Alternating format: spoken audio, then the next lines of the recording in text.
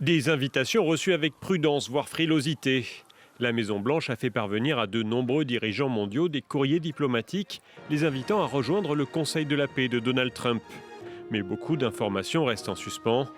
Cette organisation voulue par le président américain devait à l'origine superviser la transition et la paix à Gaza.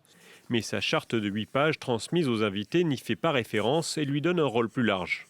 Le Conseil pour la paix est une organisation internationale qui vise à promouvoir la stabilité, à rétablir une gouvernance fiable et légitime et à garantir une paix durable dans les zones touchées ou menacées par un conflit. Une soixantaine de chefs d'État a ainsi annoncé avoir reçu une invitation, parmi lesquels Vladimir Poutine, Javier Milei ou Viktor Orban, mais aussi la plupart des Européens.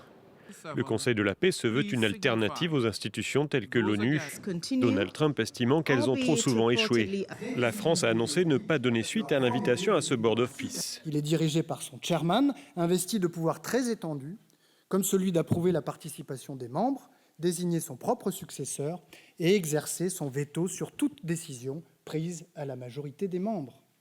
On est loin, très loin de la Charte des Nations Unies.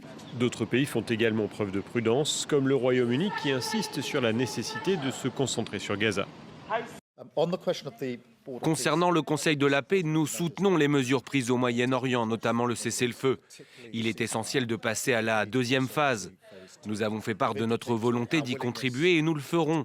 Quant au Conseil de la paix, nous discutons avec nos alliés de ses modalités de fonctionnement. Autre élément qui soulève des questions, l'obtention d'un siège permanent se monnayera $1 milliard. Le Canada a déjà annoncé ne pas vouloir payer cette somme.